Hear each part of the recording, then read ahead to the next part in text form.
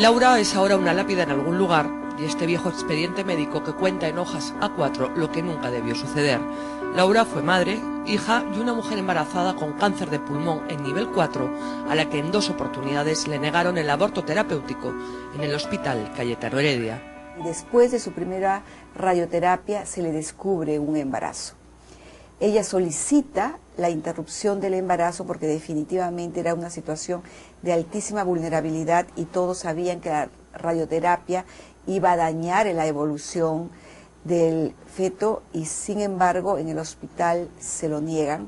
Bueno, en 2 meses se pudo identificar que se trataba de una gravísima deformación, porque ese es el efecto de la radioterapia, de una microcefalia. La mujer continuó su embarazo forzada, recibiendo su radioterapia y quimioterapia, y a los 6 meses hizo una toxemia, que significa que es una enfermedad del embarazo que comienza ella a hincharse y a sufrir de hipertensión. Ella fue cesareada con el cáncer a los 7 meses y medio. Su hijo murió a los 2 días de nacido. Ella lo acompañó 8 meses después. Los médicos le dijeron a Laura que practicar un aborto terapéutico era un crimen, pero solo ella y su familia se sacrificaron en vano. Le dijeron que era un crimen y que si ella se iba a morir, tenía que morir con la conciencia limpia. ¿Quién le dijo eso? El médico. Laura se fue a morir a provincias, no quiso denunciar a nadie. Los que la conocieron dicen que ella quiso morir sin odiar a nadie. Esto sucedió hace 4 años. No había un protocolo de aborto terapéutico y cada médico tomaba sus particulares decisiones. El Ministerio de Salud reglamentó finalmente la interrupción terapéutica del embarazo la semana pasada y desde entonces la Iglesia Católica ha levantado su voz de protesta porque consideran que es inconstitucional y que viola los derechos del no nacido.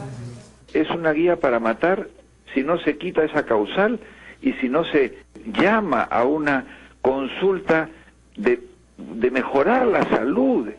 El cardenal Juan Luis Cipriani le llegó a sugerir a la ministra de Salud, artífice de este protocolo, que su futuro está entre llamas. Personalmente no quisiera estar en su pellejo.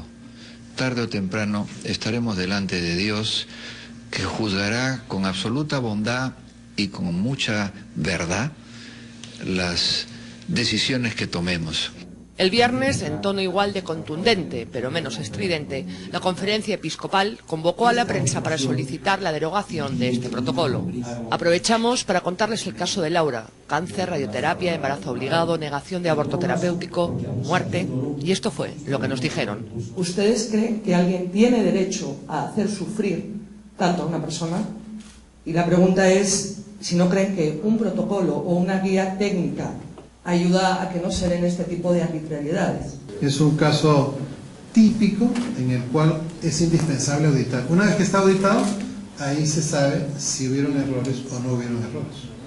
Y eso es independientemente de lo que sucedió al final, que fue un desenlace lamentablemente fatal para ambos. Este es uno de esos casos precisamente que no hubieran sucedido si hubiera una guía de prácticas clínicas correctas para ese tema. Querer reducir de casos como este, repito, lamentables, una práctica como la que pretende establecer esta famosa Guía Técnica Nacional del Aborto Terapéutico, hay un abismo. Una persona, dicen, bastará para mover y cambiar el mundo, pero además, y lamentablemente, el caso de Laura no es una excepción. La falta de un protocolo de aborto terapéutico ha hecho que otras mujeres pierdan la vida en embarazos imposibles. Así lo atestigua la data del Ministerio de Salud. Se tiene cifras, que es parte de la estadística que está siendo ajustada, de los casos en los cuales, pudiendo haberse aplicado, no se aplicó y terminó en muerte. ¿Y cuántos casos? Que esos están más o menos entre 25 a 30. ¿En cuánto? ¿En un año? Por año. Las cifras son por año. El aborto terapéutico se despenalizó en 1924 a través del artículo 119 del Código Penal, que textualmente dice: no es punible el aborto practicado por un médico con el consentimiento de la mujer embarazada cuando es el único medio para salvar su vida o evitar un mal grave y permanente en su salud. La cuestión es que no existía un reglamento, una guía técnica que unificara procedimientos y cada médico tomaba sus propias decisiones. 90 años después, el Ministerio de Salud ha promulgado el reglamento para interrumpir el embarazo menor de 22 semanas, que es el tiempo en el que el feto ya está en condiciones de luchar por su vida fuera del vientre. ¿Por qué ustedes han considerado necesario regular el artículo 119 del Código Penal? Para evitar las arbitrariedades, para evitar el mal uso que podría darse y que cualquier decisión de cualquier médico pueda inducir a un aborto. Y lo que el protocolo está diciendo no es la decisión de una persona, es una junta médica donde participan especialistas en ginecobstetricia y en cualquier otra de las enfermedades que pueden ser planteadas como posibilidad, y de ahí sacar una conclusión. En los 10 primeros puntos del reglamento se recogen enfermedades en las que sí o sí procede el aborto terapéutico si así lo quiere la mujer embarazada. Por ejemplo, el embarazo ectópico o la neoplasia maligna que requiera tratamiento quirúrgico, radioterapia o quimioterapia, el caso de Laura. En estos 10 puntos parece haber consenso, aunque los sectores conservadores y la Iglesia Católica consideran que no era necesario hacer una guía porque la medicina ya había resuelto satisfactoriamente estas patologías. Pero recordemos el caso de Laura para ver que no es tan cierto. Pero el punto que ha levantado la controversia y que ha enfrentado a Estado y jerarquía católica es el punto 11, que dice: también procede el aborto terapéutico frente a cualquier otra patología materna que ponga en riesgo la vida de la gestante o genere en su salud un mal grave y permanente. Esto debidamente fundamentado por una junta médica. Los sectores más conservadores y la Iglesia Católica consideran que este punto encubre la liberación del aborto. Cualquier otra patología materna que ponga en riesgo la vida de la gestante o genere en su salud un mal grave y permanente debidamente fundamentado por la Junta Médica. Cualquier incluye pues a la salud mental. Entonces, usted va a tener, le detectan síndrome de Down a una señora en el vientre y va a decir, va a poner un certificado de un psiquiatra, y de un psiquiatra famoso de repente, ¿no? ¿Sabe qué? Estoy con depresión grave. Va una chica, sale encinta por X razones, y va a traer un certificado que diga que tiene una angustia irrefrenable con delirio de suicidio. Y ya está, aborto terapéutico. Desde la otra orilla se precisa que el punto 11 no hace solo referencia a la situación psicológica o psiquiátrica, sino que es imposible enumerar todas las enfermedades físicas que pueden derivar en muerte de una gestante. No es posible en un listado poner al infinito todas las entidades, todas las patologías que puedan agravar la gestación. El H1N1 no existía cuando se murieron las mujeres, algunas mujeres aquí en el Perú. Hace 4 o 5 años, en un país que tiene una legislación muy parecida a la nuestra, que es Argentina, para el caso del aborto terapéutico, en Argentina resultó de que la principal causa de muerte materna en ese año fue la H1N1. Porque no les dieron el tratamiento. Así es. Para evitar malformación en el feto, que acabó muriendo la madre. Exactamente. Enfermedades físicas al margen, el punto de quiebre es el peso que va a tener la salud mental y el aspecto social en la concesión del aborto terapéutico. Cualquiera podría plantear ese tema. Que una depresión hace que yo pida un aborto terapéutico. Lo que yo veo muy difícil es que especialistas en salud mental, como pueden ser psiquiatras, puedan decir, sí, esto va a producir un mal grave, permanente en la vida de tal persona. Pero puede ser que una junta médica en Andahuaylas diga no, y una junta médica en Pisco diga sí. Eso es una posibilidad que tendrá que ser revisada. Por definición, la salud tiene un componente físico, otro mental y otro social. Es un todo inseparable e indivisible.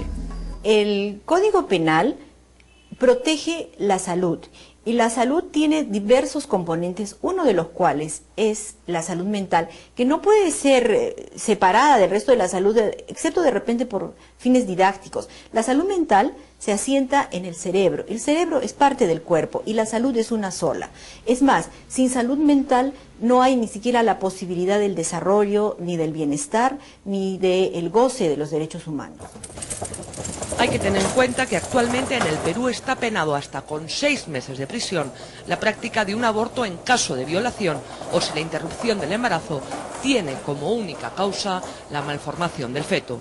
Así que el aborto terapéutico tendría que ser autorizado en otros supuestos. En América Latina hay 3 países donde está permitido el aborto: Cuba, México, Ciudad de México. A demanda. A demanda y Uruguay. Hay 4 o 5 países en donde no está permitido por ninguna razón. Chile, aunque Chile ya presentó el Ejecutivo ya presentó una propuesta para volver al aborto terapéutico. Chile, Honduras, El Salvador, República Dominicana y Nicaragua son los países que no permiten el aborto por ninguna razón. Terapéutico. Así es. A ella solo la conocemos por sus siglas, LC.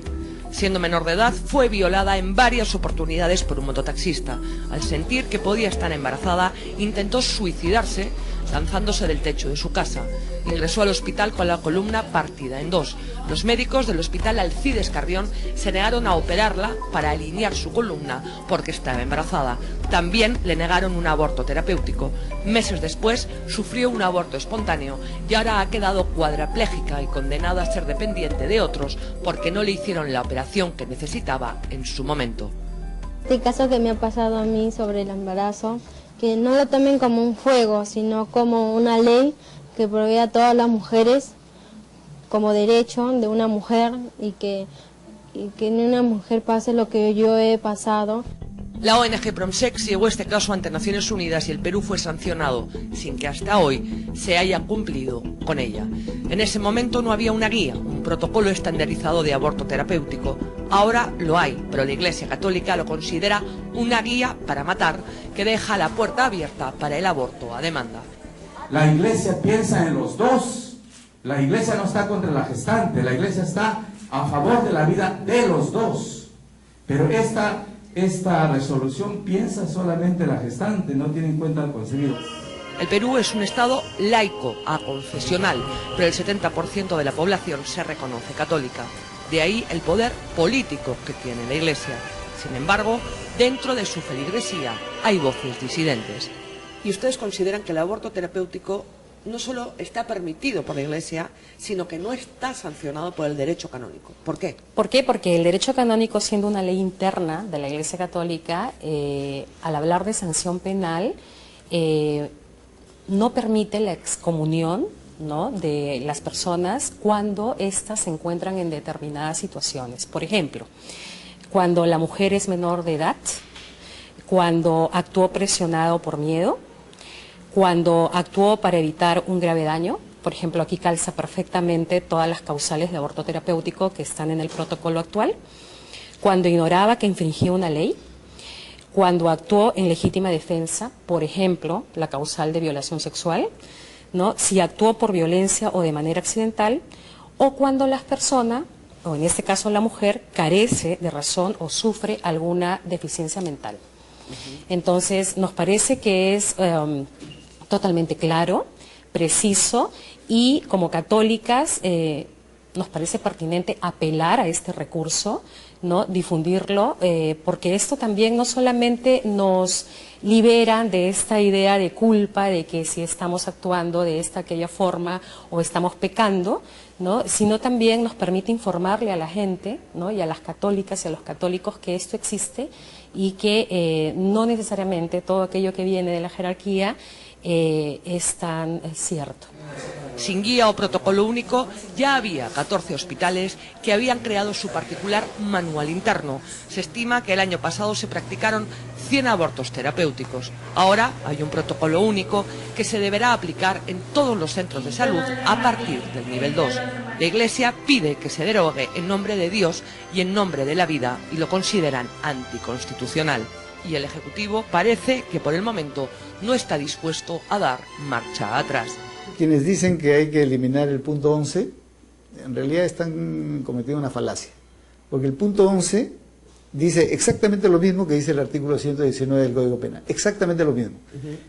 Por lo tanto, si quieren eliminar el artículo 11, lo que debieran pedir es que se elimine el artículo 119 del Código Penal. El Ejecutivo se va a mantener firme en no reformar ni revisar este protocolo. Hasta el momento no hay nada y ninguno de los argumentos que están siendo planteados ameritan una revisión del protocolo. Son los latidos del corazón de tu bebé. ¿Sí? Está excelente. Lamentablemente lamentablemente, a veces no todo está bien y hay que tomar decisiones que no pueden ser arbitrarias.